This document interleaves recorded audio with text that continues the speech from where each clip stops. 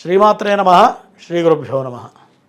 ధ్యానం వందే శంభోమాపతిం సురగురుం వందే జగత్కారణం వందే పన్నగభూషణం మృగధరం వందే పశూనాం పతిం వందే సూర్యశశాంకమన్యనయనం వందే ముకుందప్రియం వందే భక్తజనాశ్రయం చ వరదం వందే శివం శంకరం. ముందుగా 2025 మార్చి నెలలో జరగబోయేటువంటి మేషరాశి నుండి మీనరాశి వరకు మాస ఫలితాలు ఇప్పుడు చెప్పుకోబోతున్నాం. ఈ మిథున రాశి వారికి ధనాధిపతి అయినటువంటి చంద్రుడు శత్రుక్షేత్రంలో పడటం వల్ల ధనపరంగా అంటే ఆదాయపరంగా కొన్ని జాగ్రత్తలు తీసుకోవాలి. మరి ఉద్యోగ విషయంలో చాలా జాగ్రత్తగా ఉండాలి. ప్రతి మాట కూడా ఆచితూచి మాట్లాడటం అనేది చెప్పదగ్గ సూచన. వర్షం పడుతున్న సమయంలో ప్రయాణం అనేది అంత అనుకూలంగా ఉండదని చెప్పవచ్చు. చంద్రుడు శత్రుక్షేత్రంలో పడటం వల్ల మరి ప్రథమార్ధ భాగంలో 15వ తారీఖు లోపల, మార్చి నెల 15వ తారీఖు లోపల మిథున రాశి వాళ్ళకి మరి నీటి విషయంలో కొంత జాగ్రత్త ఉండాలి. నీటి పరంగా కొన్ని ప్రమాదాలు పొంచి ఉన్నాయి. మరి ఫైనాన్షియల్గా కూడా చాలా జాగ్రత్తగా ఉండాలి. ఖర్చు విషయంలో ఆలోచించి ఆచితూచి ఖర్చు పెట్టాలి. తర్వాత కుటుంబ పరంగా కొంత చికాకులు కనపడుతున్నాయి. ఈ యొక్క బుధుడు నీచ స్థితిలో పడడం వల్ల అనారోగ్య సమస్యలు, కొంత వీక్నెస్ లాంటిది కనపడుతుంది. మరి యూరినరీ ప్రాబ్లమ్స్ ఉన్న వాళ్ళకి కాస్త జాగ్రత్తగా ఉండాలి. తర్వాత కుటుంబ పరంగా చికాకులు, తల్లితో కొన్ని విభేదాలు, తర్వాత విద్యార్థులు విద్య విషయంలో కాస్త జాగ్రత్తగా ఉండాలి. బుధుడు నీచపడటం వల్ల ఎట్లా ఉంటుందంటే బాగా ప్రిపేర్ అవుతారు, కష్టపడి చదువుతారు, ఎగ్జామ్ హాల్లోకి వెళతారు. ఎగ్జామ్ హాల్లో నుంచి బయటకు వచ్చిన తర్వాత ఆన్సర్ గుర్తుకొస్తూ ఉంటుంది. అంటే మతిమరుపు. బాగా ప్రిపేర్ అవుతాం, రాసేటప్పుడు గుర్తురాదు, ఎగ్జామ్ హాల్ నుంచి బయటకు వచ్చినా గుర్తొస్తుంది. అరే ఇది గుర్తు మర్చిపోయాం కదా అనేటువంటి ఇబ్బందులు వస్తూ ఉంటాయి ఈ యొక్క మిథున రాశి వాళ్ళకి. కాబట్టి విద్య విషయంలో మరి పోటీ పరీక్షలు ఎవరైతే వెళుతున్నారో వాళ్ళు తగు జాగ్రత్తగా ప్రశాంతంగా దృష్టి పెట్టి ఎగ్జామ్స్ రాయాల్సినటువంటి పరిస్థితి కనపడుతుంది, గోచరిస్తూ ఉంది. తర్వాత అన్నదమ్ముల విషయంలో జాగ్రత్తగా ఉండాలి. అగ్రెసివ్నెస్ అనేది పనికిరాదు, కోపం అనేది పనికిరాదు. మరి ఈ మిథున రాశి వాళ్ళు ప్రతిదీ కూడా చాలా సూక్ష్మంగా గ్రహిస్తూ ఉంటారు. ప్రతిదీ కూడా 2 రకాలుగా ఆలోచిస్తూ ఉంటారు. అది ఏమవుతుందంటే అతి వినయం ధూర్త లక్షణంలాగా ఎక్కువ ఆలోచించడం వల్ల, ఎక్కువ మరీ తగ్గి పని చేయడం వల్ల ఎదుటివాడు కొంత తేలిగ్గా తీసుకునే అవకాశాలు ఉన్నాయి. అటువంటి విషయంలో కాస్త ఆచితూచి అడుగులు ముందుకు వేయాలి. మరి ఫైనాన్షియల్గా చాలా బాగా ఉండబోతుంది. ధనాధిపతి ఉచ్చస్థితిలో ఉన్నాడు. ధన వ్యయాధిపతి వల్ల అంటే శుక్రుడు వల్ల ఈ మాసంలో ధనానికి లోటు ఉండదు మిథున రాశి వాళ్ళకి. మరి విదేశీ ప్రయత్నాలు ఎవరైతే చేస్తున్నారో, విదేశాల్లో ఉద్యోగం ఎవరైతే ప్రయత్నాలు చేస్తున్నారో వాళ్ళకి ఈ మార్చి మాసం మిథున రాశి వాళ్ళకి అనుకూలంగా ఉంది.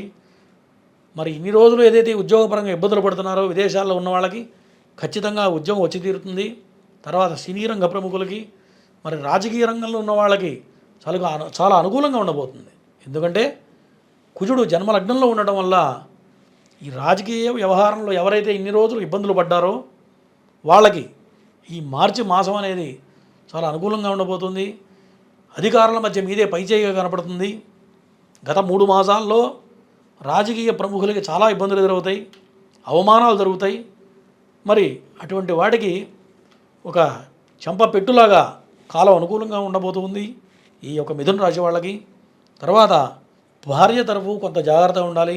భార్య విషయంలో, ఉద్యోగ విషయంలో జాగ్రత్తగా ఉండాలి. ఎందుకంటే బృహస్పతి గ్రహం వృషభ రాశిలో ఉండడం వల్ల ఇందాక మనం అనుకున్నాం ఉద్యోగం రాబోతుందని చెప్పుకుంటున్నాం. మరి ఆ విషయంలో కొంత జాగ్రత్త వహించాలి. ఎక్కడో చిన్న పొరపాటు వల్ల కూడా కొంత మిస్ అయ్యే అవకాశాలు ఉన్నాయి ఉద్యోగ విషయంలో. కాబట్టి నిదానంగా ఆలోచించి ముందుకెళ్ళాలి, తొందరపాటు పనికిరాదు. తర్వాత తండ్రి విషయంలో కానీ మరి లక్ష్మీ స్థానం చాలా బాగుంది. ఏదన్నా కొత్త ప్రయత్నాలు చేసినా, కొత్త వ్యవహారాలు కానివ్వండి, కొత్త వ్యాపారంలో కాలు పెట్టే వాళ్ళకి ఈ మాసం చాలా అనుకూలంగా ఉండబోతుంది.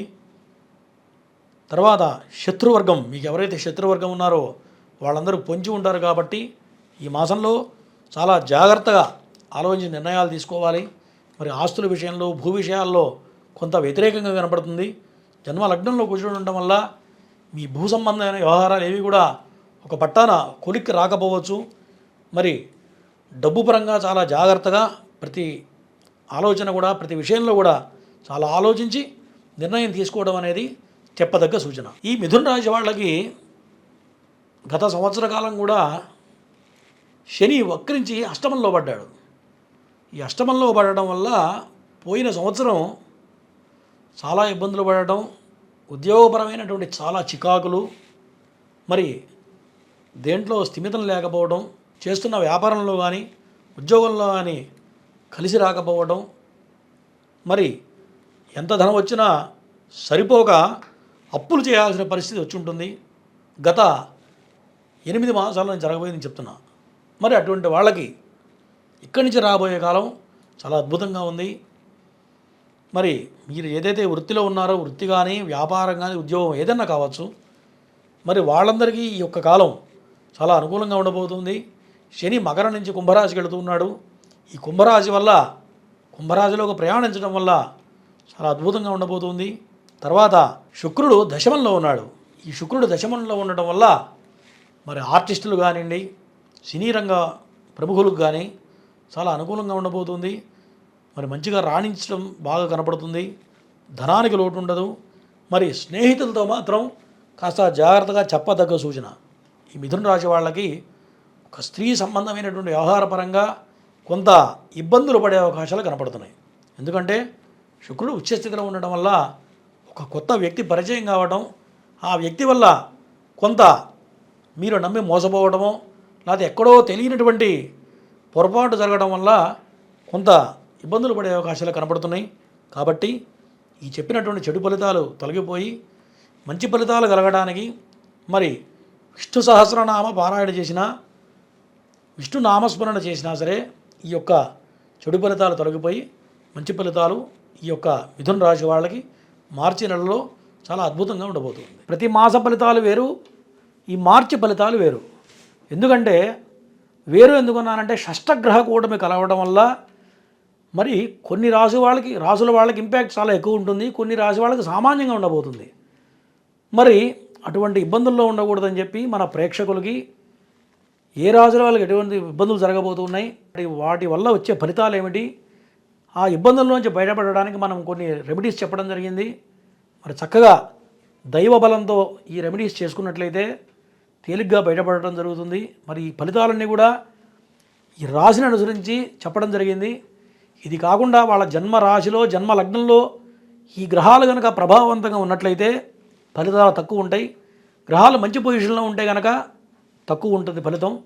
అదే నెగిటివ్ ఉందనుకోండి, చెడు ఫలితాలు ఉన్నాయనుకోండి, జాతక చక్రంలో ఈ ప్రభావం ఎక్కువ అవుతుంది. కాబట్టి ఇది గ్రహించాలి.